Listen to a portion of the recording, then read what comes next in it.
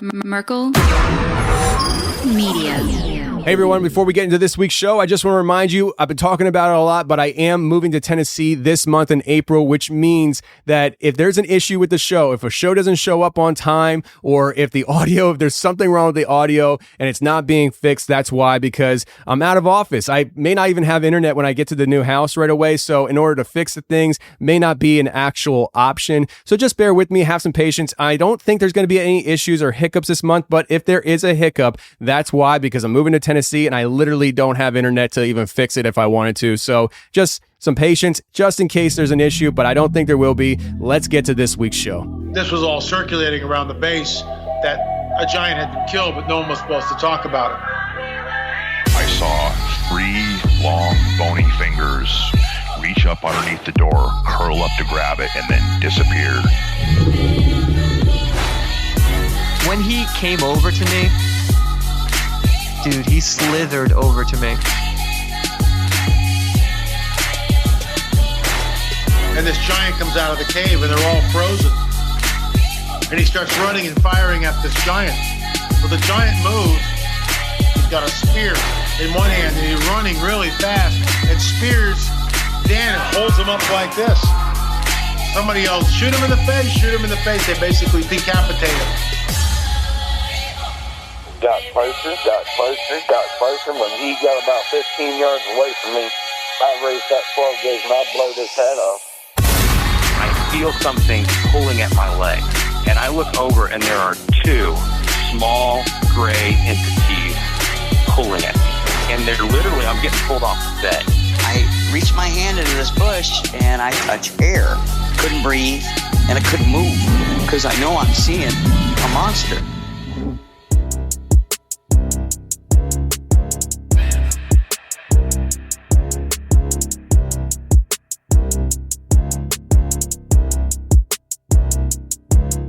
Yeah. Welcome to the show, everybody. You're listening to The Confessionals. I'm your host, Tony Merkel. Thanks for being here. If you have a crazy, wild experience you want to share with me on the show, go ahead and shoot me an email. My email address is theconfessionals@theconfessionalspodcast.com. That's theconfessionals@theconfessionalspodcast.com. Or go to the website, theconfessionalspodcast.com. Hit the contact section and you can reach me that way as well. Either way works for me. Just get a hold of me. If you want more shows on a weekly basis, go to theconfessionalspodcast.com, hit the join button, and become a member. Members get access to Thursday shows, bonus shows every Thursday, plus Tuesday shows ad-free, access to overtime segments, and the ability to listen to all membership content on the Castos app. So if that interests you, go to theconfessionalspodcast.com, hit the join button, and become a member. And if you want to be prepared, go to preparewiththeconfessionals.com. That's preparewiththeconfessionals.com. There you can get yourself emergency supply food that will last up to 25 years on the shelf. So if by chance the inflation doesn't hit you, if by chance the shelves in your store don't ever go bare, you will have emergency supply food that will last up to 25 years on the shelf, just in case over the next 25 years of your life, something happens where you might wish you had the extra food in your house. Go ahead and check that out if you're interested. Preparewiththeconfessionals.com. All right, friends, listen, we have a great show coming up for you this week. We have Cole coming on the show, and Cole talks about punching through the Reaper, seeing shadow men, UFOs. Had a good conversation with Cole, and I also feel like he might have had a 20 and back situation going on there. Actually, Cole's situation actually might tie into the whole new storyline that I've been dealing with on the side that is going to be a whole brand new podcast. You heard me talk about it before. It's interesting with what he had to say, and my ears perked up a lot. But he calls it a long dream. I think it might be more to it than just a simple long dream. All right, let's get to Cole right now.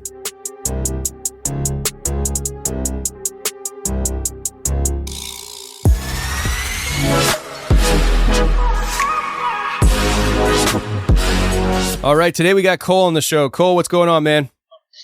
Oh, not much, Tony. How you doing? Doing good, man. So, Cole, you're in Indiana, and you have 3 UFO encounters, all that somebody had seen it with you. And then you also have a shadow man encounter that I found interesting. So let's get into it. Start sharing with us these UFO encounters and what you experienced, man. All right, cool. Yeah. All right. So I obviously live in Indiana, and I I always said I lived in the middle of nowhere because there's just cornfields and bean fields all around. We were the only house in the middle of this cornfield. And so I was about 11 or 12 at this time. And I invited two of my friends over, and we got off the bus and we were at my house, and my parents and my brother, they weren't there. It was just us. So we were out there playing basketball in the driveway and shooting hoops, and we started hearing these fighter jets flying over. And there's actually an air base, Grissom Air Base, that's like 40 minutes away from where I live. I think it's in Kokomo, Indiana. And yeah, we were so we were hearing these jets flying over, and they sounded really, really low. And they just kept flying over. I kept hearing these two jets. They'd fly over, and then they'd turn around, fly right back over, and they sounded really close. And they probably did this like 3 or 4 times. And then we didn't hear them for a couple minutes, and we're sitting there looking up in the sky, looking for them. And the weird thing was, we never saw these jets. They were, they just disappeared for a while. And we were sitting there, and we were hearing something out in the field. And I don't know, it sounded like a hovering jet in the field, kind of, that jet engine sound, that large rush of air just in the middle of the field. And so we're looking out in the field, and we see the corn moving. And at this time, it was probably, I don't know, August. So the corn was getting pretty high. So it was probably about 4 or 5 feet high at this time. And we saw, this is the middle, or this, after school. So it's like 4 o'clock in the afternoon. And so we kept hearing this sound, and we saw the corn moving, and then we could see this kind of slightly translucent thing, look like a translucent blob in the field. And our jaws are dropped, and we're seeing this thing, and we have no clue what is going on. And we're watching this for about a minute, and then all of a sudden it launches this fireball out the side of it at a 45-degree angle right into the corn. And, this thing is obviously only hovering about, 10 feet above the corn. It's almost touching the corn, it looks like. And it launches that fireball out, and that thing is smoking and on fire. It's extremely bright, and it has so much smoke on it. And it goes into the corn, and all that smoke comes up around the craft or whatever it was, and it lights up the smoke, which the smoke then it's hard to describe because the smoke was wrapping around the craft, and it had a sharp nose on it. And I thought, my first thought was like, oh, it's like an invisible jet or something, because that's all we could see, because the flame lit up the smoke, because the smoke was creating that shape around the craft, and it lit it up. But like I said earlier, it was almost invisible. It was translucent, and we could see it. And so that thing, the fireball goes out, the smoke is around the craft, and it lights up that edge of the craft. And we're all looking at each other, and we have no idea what's going on. And, we're kids. We're obviously freaking out and screaming by this point, because there's nobody home. We don't know what to do. And then all of a sudden, there's this giant flash. It just basically blinded us all.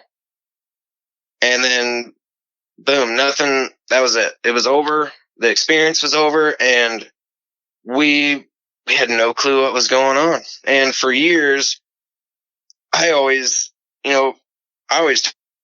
talked about this with some friends or family, and I would always call it the invisible jet. because I had no concept for it. I wasn't into UFOs or anything like that when I was a kid. And I, went to school, and we told our friends at school, we're like, yeah, saw this invisible jet thing in the field that launched a fireball out of it. And, obviously we got the looks, from people that, whenever you tell them this type of stuff, they think you're lying, or they just think it's some kind of pareidolia or whatever, and it was just, and for years after that, I just didn't think about it much. And, yeah, it was just so strange. Yeah, I mean, I understand what it's like. I mean, the idea of telling people, and they're just like, yeah, okay, what were you guys eating last night? Some little extra shrooms on the pizza. Eh? So I get it. But do you think that this thing was military then? I mean, if there's a military base nearby, and you heard the fighter jets flying over, and then you have this experience, do you think it was military, or do you think the military knew it was in the area and was trying to go after it? Oh, that's a good question, because for my point of view, I thought it was military, because just from those jets flying over, they kept flying over, and we just had no insight on what was going on. But yeah, I also had that thought too, like you said, maybe they were chasing a UFO or something, and I really don't know. That's the biggest question of all. But like I said, yeah, I think it's military, and maybe they had some special cloaking technology that they were testing or something. Because, I mean, Occam's razor suggests, the most likely answer is probably the right answer. And yeah. Yeah, and it makes sense. I mean, when you have these experiences near the military bases, I mean, you can go down the thought process of these things are attracted to military bases and things like that. But, there's a good chance that this was military, and you actually saw it catch into action. Now, it's a translucent blob is how you described it. And so I'm assuming then the only reason why you were even able to say that it was a translucent blob is because the smoke made it visible when the fire happened. Is that right? Yeah. Yeah. The smoke wrapped around it, around the front of it or the side of it, or whatever it was. And then the fire, which came out, coming out of the fireball, lit up that smoke and then the shape, and you could tell the shape of the craft because the smoke was wrapped around it. So before the fire, you see this fireball. Did you see a craft before the fireball got shot out, or was your first recollection of something going on is outside the fighter jets is that you saw a fireball basically shoot out of midair? We saw the translucent blob. Okay, so you could see that still. Yeah, we could see it. It was obviously I always hear the explanation of, it looked kind of like Predator, that cloaking tech, that Predator movie. It's kind of like that, except it was even more clear than that. It was way more translucent than what I saw in that movie. Okay. Sounds good, man. Yeah, that's really interesting. Now, the fire with the cornfield, did that, get big, or did it kind of just go out? No, it instantly was gone. It looked like what do you call those? What do you call those things that jets release in the sky? Those flares? Yeah. That's what it looked like, but it was literally, 10 feet above the ground or above the corn, it's right there. And it just came out the side of it. And yeah, the flame and the smoke and everything, it was only about 200 feet away from us. And the flame, when it went to the cornfield, it just went out and the smoke dissipated. And yeah, we didn't see any other fire than that. Did you hear any sounds with this thing, or was it completely silent? Oh yeah, the sound. That's why we were looking in the field, because it sounded like kind of like a quieter jet engine in the field. That's what alerted us to look over there in the field. and it sounded like a hovering jet, but it was maybe a quarter of that sound. Just had that jet engine sound of air rushing. Yeah. Okay. So there was definitely a sound with it. That's interesting. Yeah. Just this past Sunday, this has nothing to do with what you just said. I just remembered it, and if I don't tell it now, I'll probably forget in the future. But my dad and I had just got done finishing recording for our other podcast, and we're going out the basement door, and I see this really bright light in the sky that I hadn't seen before. It caught my eye, and what was that? You said last night? No, this was Sunday night. Okay. So I stop and I look at it and I'm like, Dad, you see that light? And he said, yeah. And what was interesting was he and I did not see the same thing though. So with him, I said, do you see the light? He said, yes. And it was like, if I moved my head side to side, the light would get closer to the tree line that was in the foreground. So I knew it was closer to me than the stars in the sky, which weren't having that effect when I would move my point of view. And this light was shooting off what seemed like rays of light in each direction, and they had a slight arc on it that if you looked at it, you could almost see maybe it wasn't rays of light, but actually light going around a craft of some kind that was cloaking, but it was just sitting there still. And I took my Sony camera out and I took a picture of it, and the camera that I have is really good for night photography. It's really good. And so I took a picture of it, and what I have on the picture is just a very bright light. There's nothing, shooting off to the sides of it. And that's what I saw, but my dad, he couldn't see the lights coming off the side of this bright light. And when I took a picture of it, you couldn't see it either. So it was an interesting experience. I don't know. I haven't even gone outside at night to see if the light's there and if I, was just mistaken that, the light's always been there, but I don't think it was. And it seemed a lot closer to me than the stars in the sky. So just figured I'd share that because I knew if I didn't share it with you, I'd probably forget forever. So it's now documented. Yeah. Interesting thing about that you just said that, because my buddy I talked to a few months ago that was with me, that was with us when we saw that fireball thing, he also was saying the most prominent thing that he remembers about that incident was the flash of light at the end that blinded us all.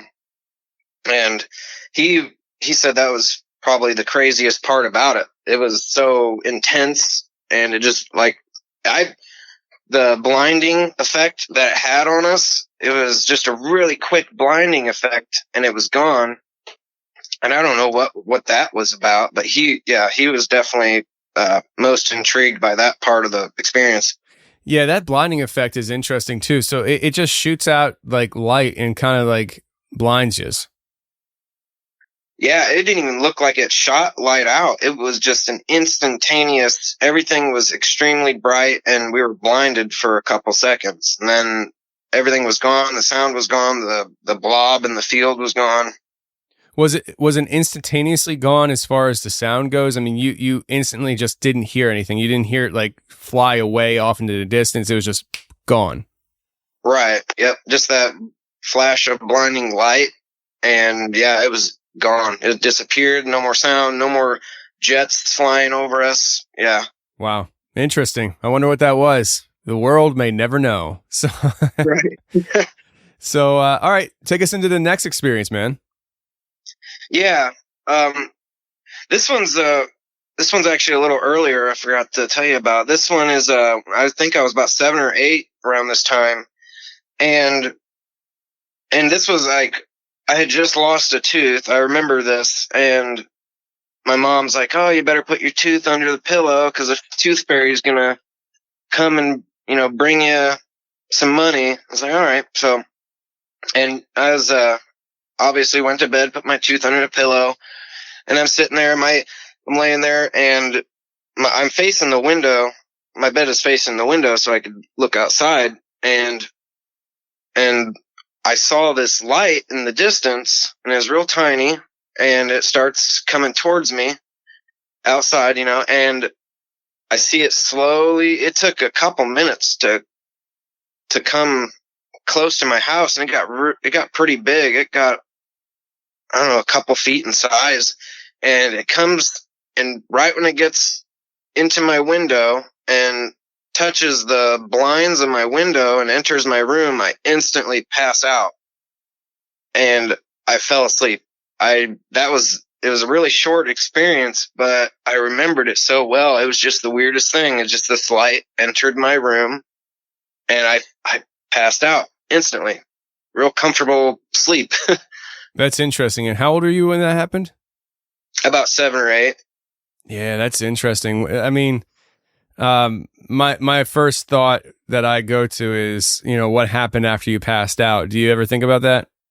Yeah, it's so weird. Yeah, I always have wondered that, because it's such a short little experience, and that's why I've always been so skeptical about stuff like that. I mean, what was it? Was somebody messing with me? I really don't know, and maybe it could have been a dream, but I remembered that real vividly because I was excited about the tooth fairy, and not many times where I legitimately thought that was a tooth fairy, and that's why I fell asleep, because I was like, oh, tooth fairy, and then boom, passed out.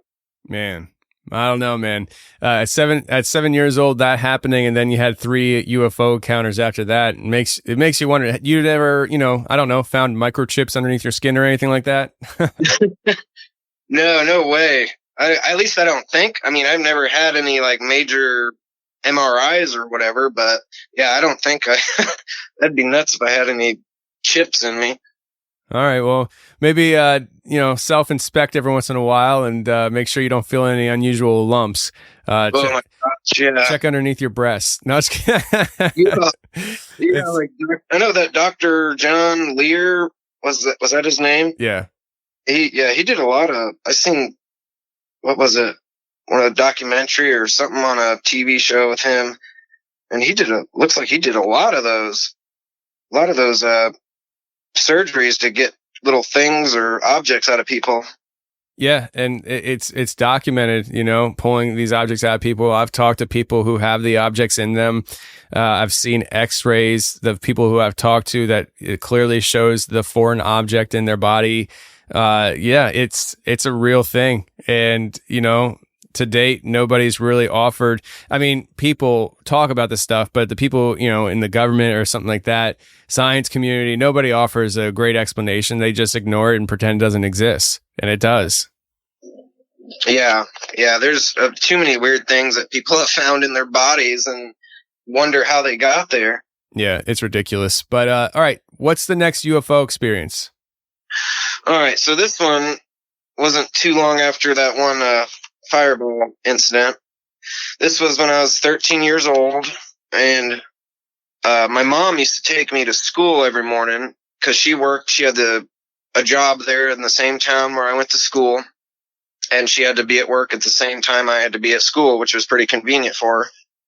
So we were driving down the road one morning, and we saw this thing that looked like a bright star on the horizon, and we're driving along, and next thing you know, we're passing this star, and it looked like as big as a basketball, and it was right maybe 40 feet from the road, right, and it was just hovering a few feet above a small tree.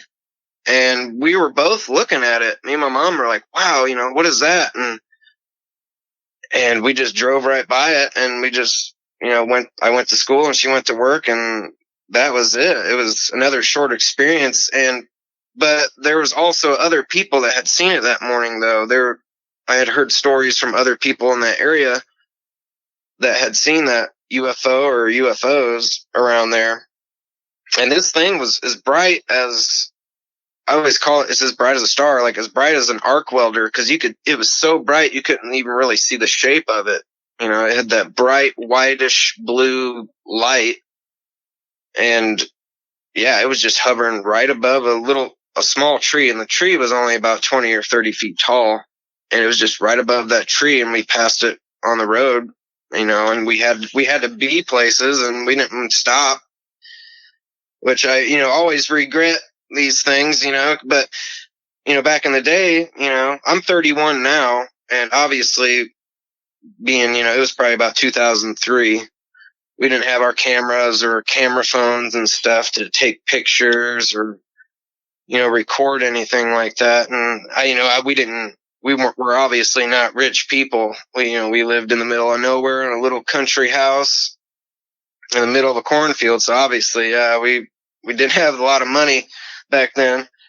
I don't know, man. You country folk tend to be richer than you expect, or you tend to be richer than you lead on, because the life experience of those living in rural America outweigh a lot of things money can buy. I'll tell you that much. I grew up, I know what you're talking about though. I mean, I grew up out in rural Pennsylvania, very poor, and you know your poor kind of situation, but the lifestyle and what it offers to live out in the middle of nowhere is also something that I'm still trying to get back to. I'm strongly considering moving out of the Philadelphia area, strongly considering moving out of Pennsylvania and moving to another state. Let's put it that way. So, oh yeah, I don't blame you. Yeah.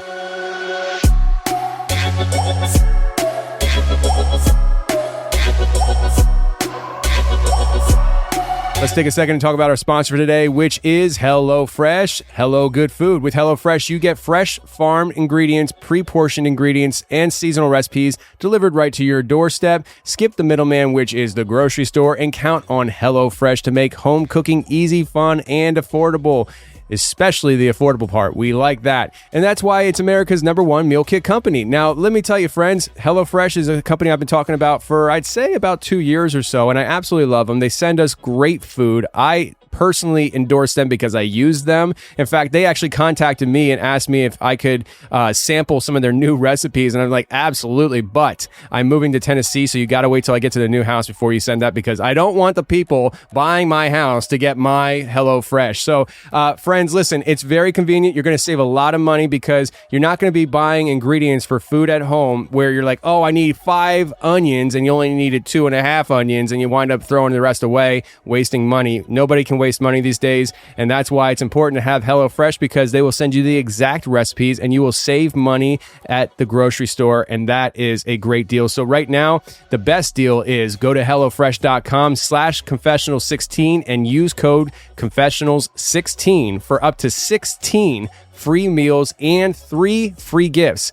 That's HelloFresh.com/confessionals16 and use the code confessionals16 for up to 16 free meals and 3 free gifts. It's a great deal. If you haven't done it by now, I don't know what you're waiting for, but you really should consider it. Go to HelloFresh.com/confessionals16 right now. But yeah, that's an interesting experience, and the fact that other people saw it as well. Was it that other people at school saw it as well, or is it more like other people on their commutes to work saw it and they reported to, like, I don't know, the local news or something? I didn't hear anything about the local news, but my mom said she had heard from her coworkers or something that they had seen it, and I honestly, I've talked to her about it, and she just goes, yeah, I remember. And we really haven't gone through every detail about it. But, that being such a short experience too, there's, a lot of people around here, they don't even believe in a lot of this stuff. I don't, like most people, I guess, they make fun of it, and it's hard to even talk about it, like regular people, because they're just so reluctant to, tell each other. Do you think it's still like that in that area? Because I've noticed in my area where I'm at, people are more open to the idea of UFOs and stuff because of what's been coming out in the mainstream media over the last few years. But what's it like in your area? Is it still kind of more like, yeah, we don't believe that stuff exists? It's like hit or miss. You either got people that are just like, oh yeah, I've seen this, or I watched some UFO show and blah, blah, blah. Or then it's other people who just, they don't have anything to say about it. They just, you tell them a story and they're just like, oh, cool. And they don't have any questions. They don't go, do you think it was, aliens, or do that you think it was this or that?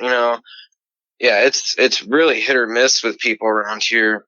And I do see the stigma of it, slowly becoming, less stigmatized, as I could say.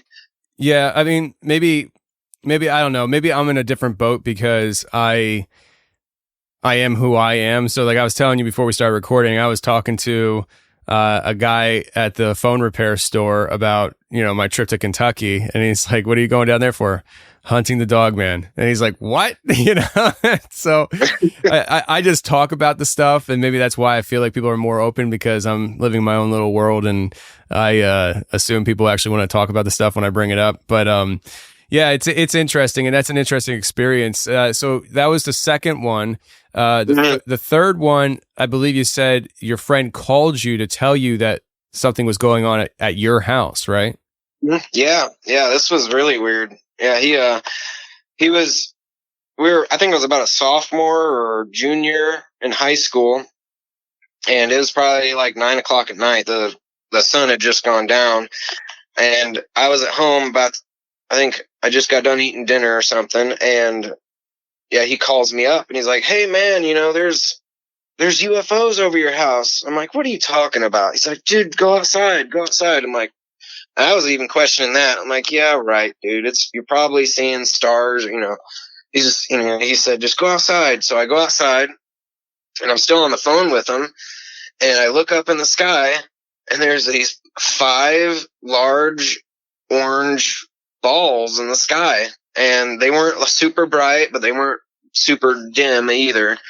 And they made a perfect shape too. So if you think of 5 orange dots that making a W shape, like a perfect W shape, if you connect the dots, and it was there for at least 5 or 10 minutes, and they maybe was a mile away, maybe a couple miles. It's really hard to judge distance because they were, I don't know how to, probably like 30 degrees, 40 degrees above the horizon. And they were just this perfect shade of orange. And the weird thing was, one light would go out, and then it would appear on the other side of the set of 5. And they were always equally distant apart. It didn't move in the sky. It didn't go left or right. They would just stay lit up, and one would appear on the other side, and then one would like go out in the middle, and then one would replace that spot where it was just really strange. I've never heard of anybody really talking about lights like this, where one would go out and come back on in a different spot, equally distant apart. And the lights themselves, they were pretty big. They weren't like a plain light. These things were like probably, I'd say 20% the size of the moon in the sky. They were pretty big. And yeah, it was another strange event. And I was talking to my friend the whole time on the phone, and he thought they were over my house because they looked just as big to him. So for all I know, they could have been miles further than what I thought, or they could have been closer, because I have no clue how to judge that distance. Yeah, that's interesting. So it shapes in a W, then, so like one light would move or go out, and then it would appear on the other side, still forming a W though. Yeah. I think it'd be like a W shape, and then when one light would go out and appear on the other side, I think it would make an M shape. I think, if that's how. Yeah, if you take one point of that dot of a W, I don't know. It's hard to explain because it's connecting the dots, and it's making a W shape. Right. Yeah, I think it would make an M shape, but yeah, it was just so weird how one would go out and then just instantly appear on the other side. And it wasn't like they were, it was like going out real slowly too. One would go out real slow and then appear on the other side, kind of slow.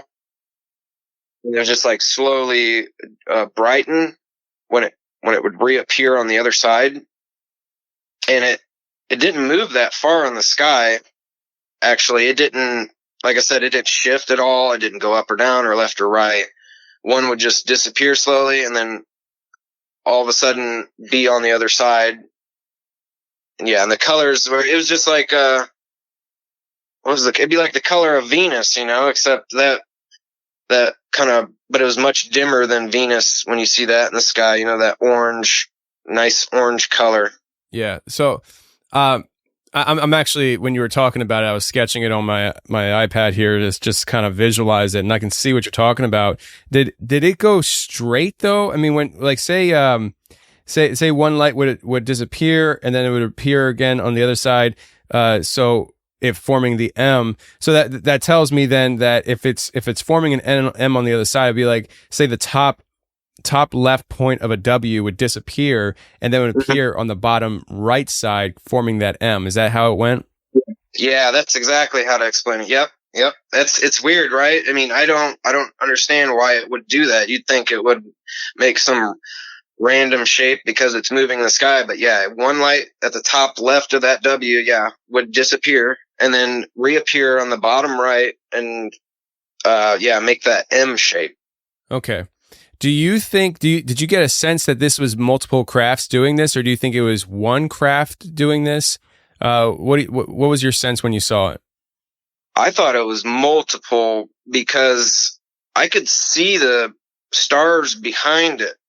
It was, nice and dark out, so I could see everything behind it through the W shape or whatever. I could see everything around it, and yeah, just one light would go out and appear on the other side. And yeah, I don't understand. It'd be cool if it'd make more sense if it was just one ship, because it's symmetrical the way the lights would go out. But from what I saw, it looked like there was multiple objects. Yeah, that's interesting. One last question about this though. When it would appear, like, so say it would disappear on one side, appear on the other side, did it ever seem like it was arcing or anything, or was it just going like straight across the sky in that kind of formation? Oh, it wasn't even moving at all. It stayed in that one spot of the sky the whole time. It just was stationary in the sky and didn't move at all. My buddy could, he's telling me, he's like, why are the lights going out? We're on the phone the whole time. And I'm just like, I don't know. I see the same thing you're seeing. It's just in one spot. And yeah, eventually, after maybe 5 minutes, it just slowly dissipated and disappeared. There was nothing left in the sky. There was no streaks across the sky or anything. All the lights went out one by one and it was gone.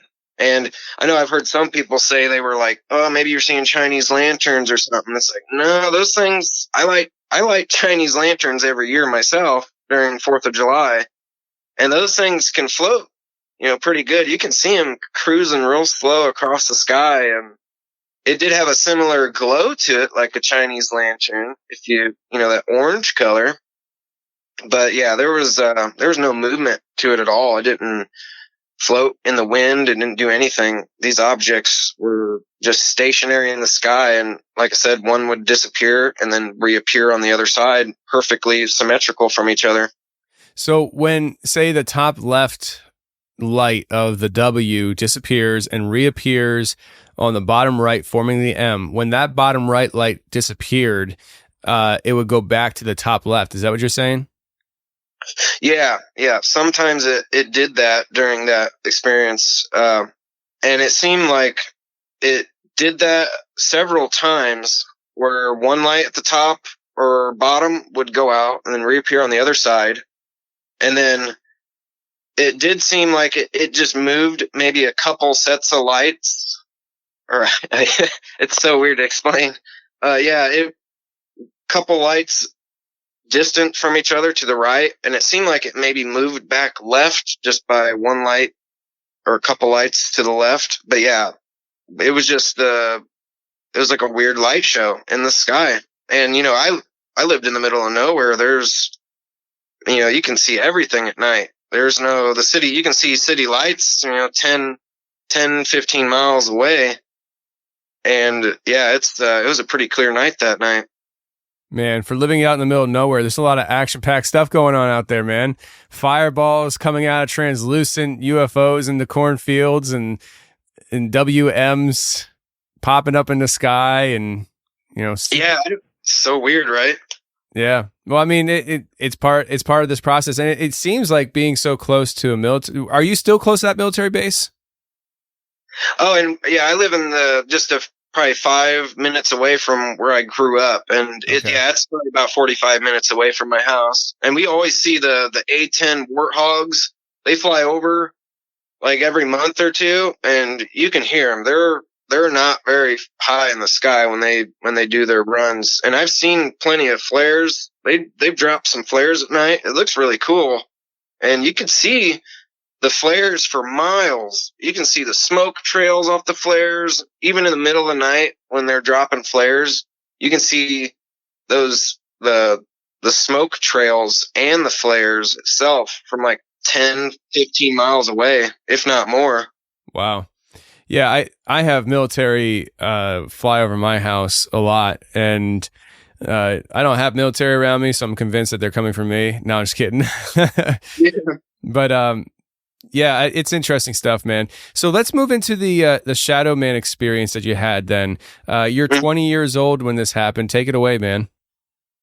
So yeah, I was about 20 years old, and I was still living with my parents at the time. And I was sleeping like usual, and I woke up. It was probably 5 a.m, and my door was open, and there's a spare bedroom that was across the hallway, and the light was on in there. And I sit up and I'm looking. I'm like, what's going on? Why is the light on in the other room? And why is my door open and everything? And all of a sudden I see this just massive, I called it a Reaper lady. It was just this massive, super skinny Reaper lady, completely black clothes, skin tight, black Reaper cloak. And it stopped right in front of my door and is looking in the spare bedroom. And I just started freaking out immediately. I curled up and I'm just looking, and I didn't close my eyes yet, but I saw that thing. It was so tall, 7.5 feet tall. It had to bend under the doorway, under the top of the doorway, to walk into the other room. And it walked into that other room, and that's when I closed my eyes, and I'm like, dude, this isn't real. This is fake. This is I'm dreaming or something. And I waited probably 5 seconds, and I opened my eyes, and this black Reaper is just a foot away from my face. And then that's when I instantly went paralyzed, and it was like all the fear. It was just so much fear. I've never felt fear like that in my life. I call it a feargasm, because it was so much fear that it physically hurt, and it felt like this Reaper was like sucking something out of me or putting something in me. And it was so much fear and just terror that I tried pushing as hard as I could to get out of this paralyzed state, that I rolled. I got my arm. I could start feeling my arm, and I lifted my arm and put my arm, punched right through this Reaper, and it instantly disappeared. And I got up and I ran out of my room, and my mom and dad were getting ready for work. And I was telling them, this thing was in my room, and I drew it on a piece of paper, scrap piece of paper, and I'm not a good artist, and it just looked just like a blob I drew on the paper. And I told my mom and dad, and they're just like, they had no clue. And they've always had like little weird things happen in their house, especially with the nieces, my nieces, their grandkids, they come over and they would just be standing there, they would look into the kitchen and be like, hey, who's that old lady, or something like that, or waving, or, doing something. And it was, I've had sleep paralysis before, twice when I was younger, probably once when I was 10 and once when I was 12 or something. And both those first two times I had sleep paralysis, nothing happened. I just woke up in the midnight, in the middle of the night, and was just paralyzed. Couldn't move. Didn't see anything. Wasn't necessarily afraid. I just was like, oh man, this sucks. I'm paralyzed. And then I just got up the strength to start moving again. And that was it. And then, but yeah, when I was about 20 and had that experience with the Reaper lady, I've never even had anything like that happen again. I haven't had sleep paralysis since then. That's what I call it, because I'm still skeptical about it, because this is just too incredible for me to believe. I'd rather just say it was sleep paralysis, but I was moving around before I did go paralyzed though, which is the weird part, because I sat up and I saw, the Reaper in front of my door looking in the other room. And then that's when I curled up and but yeah, that's why I don't know. I'm still very skeptical about this whole experience, but I never had that much fear and terror in my life. Do you think that, all right, so this happened at a time of day then that was early morning though. Your parents were getting ready for work. So, it had to be at least 6 o'clock in the morning? Yeah, it was about 5 a.m., 5 or 6. Yeah. Do you think that if your parents were in the room with you when this happened, they would have saw it too? Or do you think this was something that was only meant for you? I don't know. I don't know if they would have seen it, because it was extremely real for me. Like I saw everything. I saw the skin tight cloak that the Reaper was wearing. This thing was so skinny, and its arms were almost to its knees, and it was just completely black, and I could see the wrinkles in its cloak. I could see the really long hood it's wearing. But if my parents, I really don't know if my parents would have seen it. They were on the other side of the house, getting ready for work, and I really don't know if they would have seen it. Yeah, it's interesting because you kind of caught me off guard when you said that they were getting ready for work, because I was like, I for some reason, I'm thinking this is a 1, 2, 3 o'clock in the morning. Everybody's asleep in their beds and stuff. But this thing was supposedly walking around the house when your parents were getting ready for work. So, it seems like they would have saw something too, right? If it was something that was, there for everybody. Yeah, I really wish it was, that's the worst part about this story. It's, there's no witnesses to this one. And that's why my skepticism is pretty high about it. It's just it's so weird. It's just the most fearful I've ever felt. It was like almost, I don't know how to explain. I've never had a seizure, but if I ever had one, that's what it would have felt like to me. If I had a seizure and it was just pure fear, that's what I would explain it as. Yeah. Interesting. And as far as the punching through the Reaper, is that something that you were thinking through before you did it, or were you planning on actually punching the thing, or were you just like freaking out? I mean, Yeah. you go right, your hand goes right through it. You punch right through it. I mean, what was your reaction to that? I was ready to fight this thing, you know. This thing was in my face. It was a foot away from my face, if not closer. I was really ready to just beat the crap out of whatever this thing was, because at that point, having that much terror go through me, that's why I wanted to punch it, you know. I had lost all reason, and I was ready to just go after this thing, get it out of the house.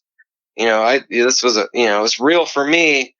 And whatever this was, be it a shadow person, a reaper thing, or some people have probably called them aliens or something, interdimensional somethings.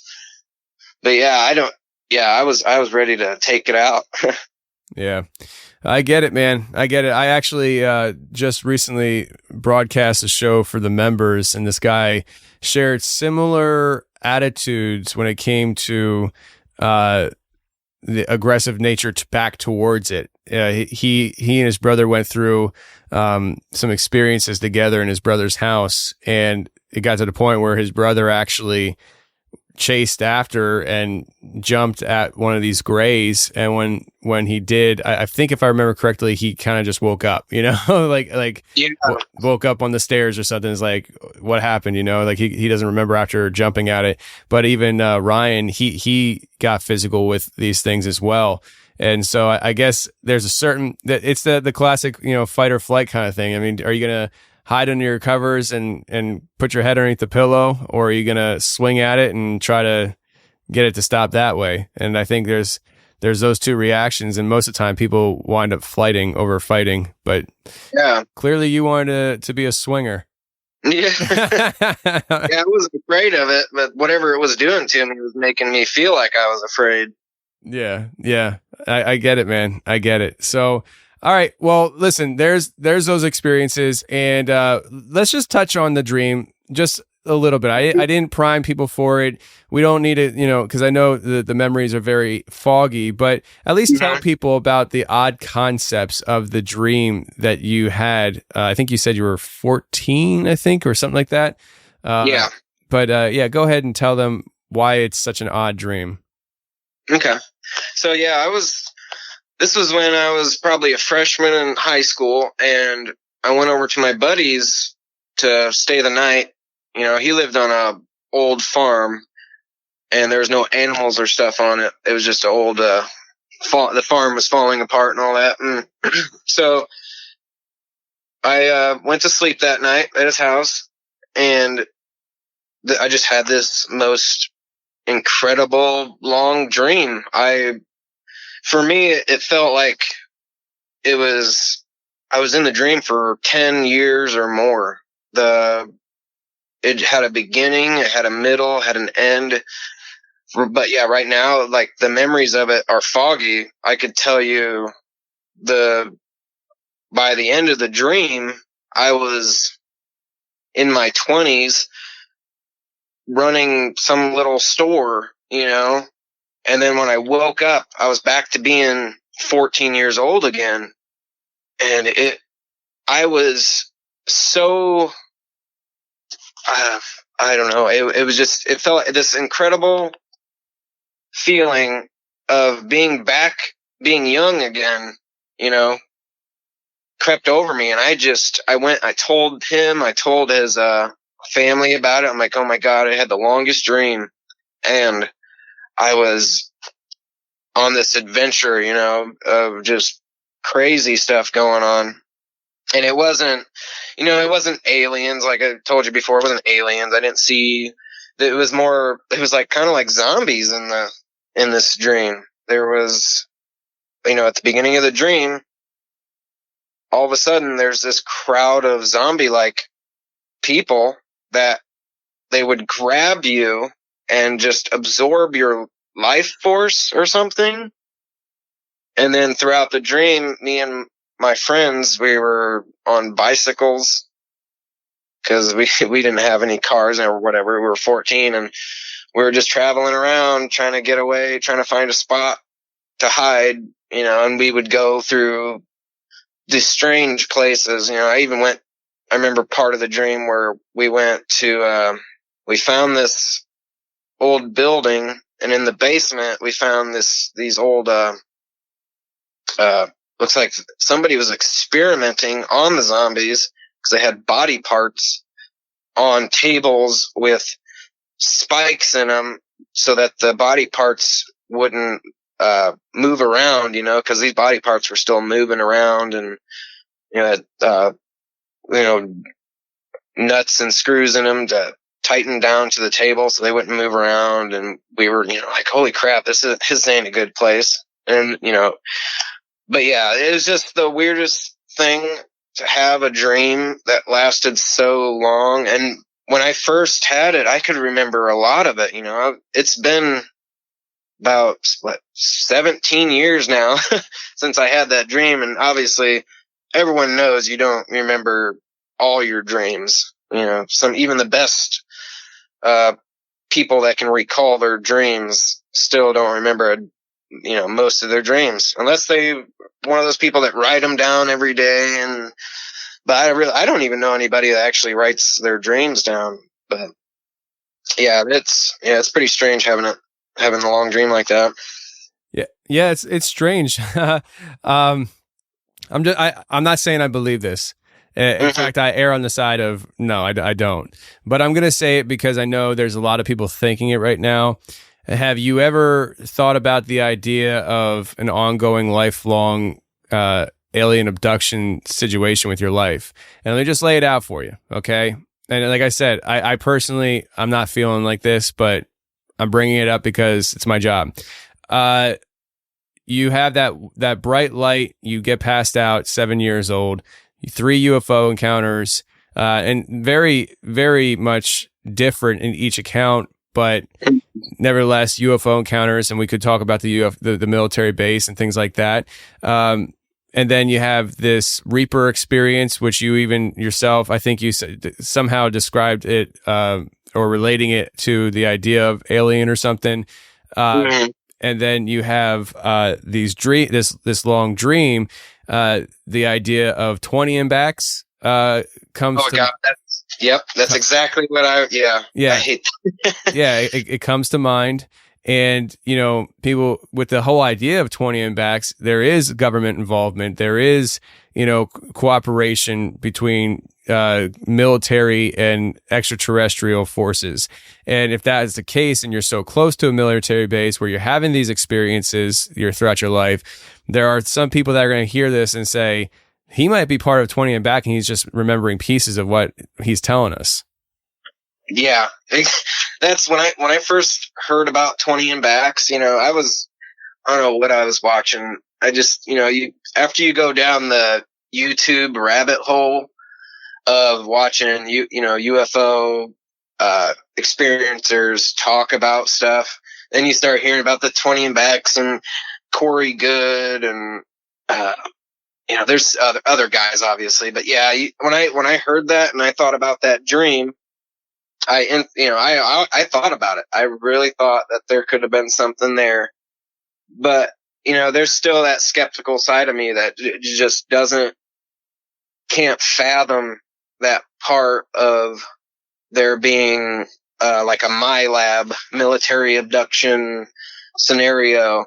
I do think there could be military abductions. I really do. But as far as 20 and backs, that's a really extravagant narrative, in my opinion. It would be really cool though. But if it was true and I got these 20 and back memories back, what would that entail? Would I have such crazy experiences and remember everything, or would it still feel like it was all a dream or something? I really don't know what I would do with myself if that really happened, Yeah, from what I understand with the 20 and backs and stuff, it's you're not supposed to remember it, it's I talked to Tony Rodriguez on the show years ago. Yeah. And he said that, he wasn't supposed to remember the stuff that he's remembering, but he remembered telling himself on that side that he wasn't going to forget this. And then he started having these memories come back. And so it's an interesting concept. And I just figured I'd bring it up because I figured if I was thinking about it, I'm sure other people would be thinking about it too. And I just wanted to bring it up. And it's cool that you had already thought about that stuff. So yeah, who knows, man? Who knows? But I'll tell you what, if something else bananas happens and stuff, especially if it confirms these grand conspiracies, you gotta let me know. Yeah, I appreciate your skepticism about your own experiences too, man. It sounds like you're not even sold that on some of your experiences. It's just like, this is what I experienced, but I am very skeptical as to, what it was. You have no idea, so I can appreciate that. Yeah. There's even a quick story I could tell you. My ex's son, we were out one night and we were driving and, we see this plane in the sky. We're at the gas station in the middle of nowhere. It's this little gas station in the middle of nowhere. And we're looking up at the sky and we see a plane flying over. And he's just like, that's a UFO. I'm like, no, it's not, man. It's got the green and red lights on it. It's got the flashing white light on it. This is legitimate plane. We can even see it. We can see the outline of it and everything. And he's like, nope, UFO. I'm like, oh man. I mean, I wonder how many people are out there that do that kind of stuff. They just see something and immediately just, go to, oh, UFO. I'm like, hey man, you gotta be a little bit more skeptical than that. You gotta, weigh your options and think about things before you fully dive into, that being your decision. Yeah. Yeah. I totally understand it. And I think that has a lot to do with people and their own individual, thresholds and levels of belief. I mean, some people it's, they hear about a topic and they're just like, oh, that exists. And that's their level and threshold that they have where they cross into belief on topics. And then there's other people who they hear about things, they could read about things, they could even see something. And until they actually can touch the something to know they weren't imagining it, they're not willing to cross that line into belief. And so everybody has their own threshold for that belief line. And I've learned that over the years is different for everybody. And so I think my threshold has changed over the years since I've been doing the show. I think I had a higher threshold.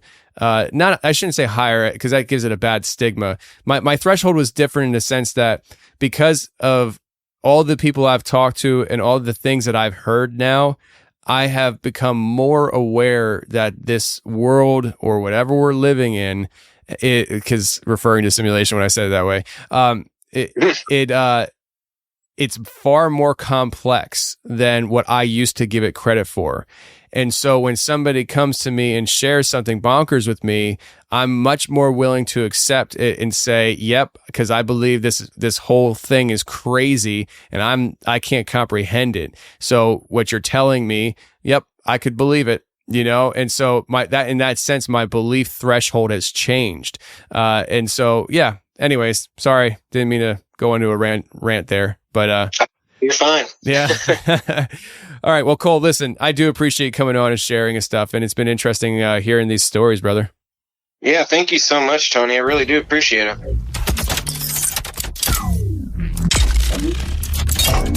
Well, that's the show, everybody. I really hope you enjoyed it. And if you did enjoy it, please share the show with your friends. I don't care where or how you share the show. Just share the show if you enjoyed it, because that's the best thing you can do to help the show grow. Thanks a lot, everybody, for tuning in this week. And until next week, stay safe, take care, and remember, the truth will set you free, but first it'll piss you off. Bye. Push me down and I'll go high.